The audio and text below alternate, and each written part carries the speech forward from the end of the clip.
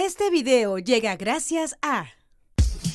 Solo en septiembre, lleva tu préstamo a rebajatucuentas.com y tendrás mejores cuotas de las que estás pagando ahora. Llegó el momento del verdadero cambio. Gracias a Samsung. Vamos a conversar ahora sobre temas educativos. Hace unas semanas el gobierno aprobó el reglamento para que los padres de familia participen en la elaboración de textos escolares, también en materiales pedagógicos y otros recursos educativos. ¿Cuáles son las implicancias que va a tener este reglamento? Lo vamos a conversar con el profesor Juan Cadillo, ex ministro de Educación. Profesor Cadillo, un gusto tenerlo en RPP. Muy buenos días. Muy buenos días, gracias por la invitación. Profesor Cadillo, ¿qué tan importante o no es esta norma para que los padres de familia participen en la elaboración de textos escolares y también en otros recursos educativos? Yo creo que la ley era debatible en el sentido de que le daba muchas posibilidades a los padres de familia en censurar determinados contenidos que se tienen o que el Ministerio de Educación, las direcciones regionales o la SUGEL puedan publicar. Entonces hay determinados temas que son sensibles, como por ejemplo relacionado a la educación sexual y reproductiva, ¿no? Que es uno de los temas tabú en nuestra sociedad. Entonces hay posibilidades de que los padres de familia puedan vetar los materiales y la propia dirección que tiene el Ministerio de Educación, y a la vez también vulnerar determinadas leyes que el Perú ha firmado con respecto a este tema, ¿no? De la educación sexual y reproductiva. Pero profesor, realmente, y si esto sin menospreciar a los padres, pero cada quien obviamente debe trabajar en el campo que domina. Y los padres están preparados, los padres de familia que no son docentes, que no están, digamos, inmiscuidos en el tema pedagógico, ¿están preparados para elaborar o aprobar textos importantes para los escolares? Creo yo que justamente ese es el tema, ¿no? ¿Qué tipo de padres de familia van a ser? Porque la norma implica que va a haber un conjunto de delegados que tienen que ser acreditados por estas asociaciones de padres de familia en diferentes tipos de comisiones. Entonces, ¿qué tipo de padres de familia son los representantes, ¿no? En varios casos puede ser que tengan algún tipo de especialidad, pero a la vez también esto quita pues el derecho que tiene el Ministerio de Educación como ente rector justamente a poder implementar determinadas políticas que son políticas de Estado. Entonces, siempre el debate desde el año pasado ha sido cómo es esta participación y esta censura al veto, ¿no? Teniendo en cuenta que en nuestro país pues hay muchas opiniones subjetivas con respecto a diferentes temas y esto puede primar, porque la norma implica notificación que se tiene que hacer a estos representantes de los padres de familia. Ellos tienen que presentar ya sea observaciones, comentarios, propuestas de textos alternativos. El Ministerio hasta cierto punto tiene determinada independencia, pero esta independencia que tiene el Ministerio de Educación también viene a ser subjetiva. Tú muy bien sabes que en política a veces hay presiones que pueden tener y simplemente el funcionario público, por no ganarse problemas, pues puede vetar el material, ¿no? Con lo cual tendríamos pues graves problemas con respecto a cómo nosotros educamos a nuestros estudiantes en ciertas líneas que son muy sensibles. De lo que usted nos dice, profesor, podemos colegir entonces que el impacto de la aprobación de esta ley y de este reglamento va a ser negativo para la calidad de la educación en nuestro país, la educación escolar. Yo creo que sí, que hay esa posible tergiversación que se puede dar a varios de los contenidos que se publican dentro del Ministerio de Educación, ¿no?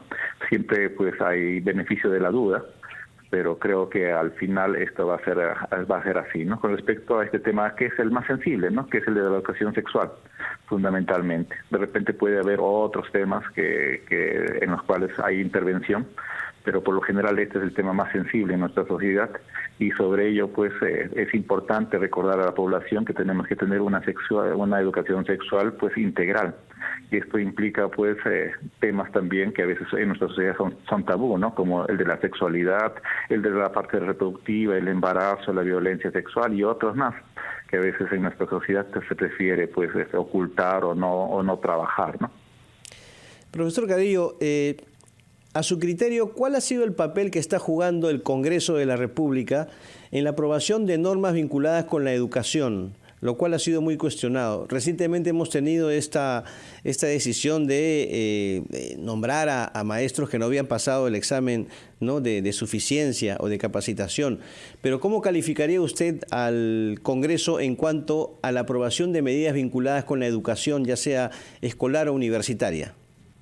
Yo creo que el Congreso está jugando un papel más orientado a determinados grupos y cuestiones que son sensibles para nuestra sociedad. ¿Como cuáles grupos, perdón? Me estoy refiriendo fundamentalmente al retroceso, por ejemplo, en la educación universitaria. Sabemos muy bien que hay determinados intereses muy grandes o lobbies con respecto a lo que es SUNEDU, y entonces hay universidades que no han pasado, por ejemplo, la parte de lo que es la acreditación ante SUNEDU. Entonces ahí también se ha jugado pues en contra de la reforma que se estaba desarrollando. Igual, ¿no?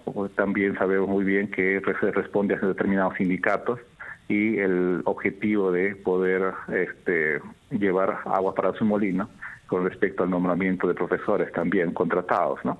Entonces hay muchas cosas que se están retrocediendo como política pública, que ha sido pues trabajada durante varios años y lamentablemente está decayendo. O sea, ¿para usted hay una tendencia populista del Congreso en este tema educativo? Yo creo que sí, que hay justamente esa tendencia que no la ocultan, ¿no? Ahora, regresando al tema de los padres de familia que participen en la elaboración de textos escolares, profesor, los argumentos que usted nos esgrime son bastante razonables, deducibles y hasta lógicos, pero entonces, ¿por qué insistir, ¿no?, desde el sector de educación en esto? ¿Son los mismos intereses que usted nos acaba de mencionar ante la pregunta de Carlos Villarreal? Sí, justamente, mira, el tema es cómo nosotros logramos esta educación sexual integral, por ejemplo, ¿no? Entonces siempre ha habido un grupo muy conservador en nuestro país que justamente tiene fuerte presencia en el Congreso. Entonces este grupo conservador pues ha generado un conjunto de normas, vamos a decir, a su medida, ¿no? Con la posibilidad de censurar determinado material, ya sea en sexualidad u otros temas también, que podría ser trabajado desde su línea o desde su óptica.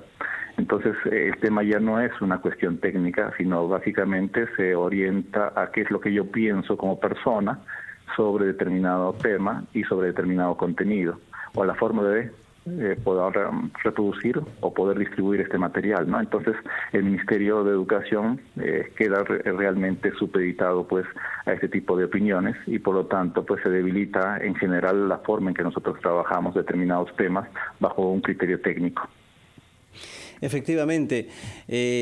Ahora, frente a estas medidas, diríamos así, de carácter populista, profesor Cadillo, que vienen desde el Congreso, ¿usted cree que la respuesta del Ejecutivo ha sido la más adecuada?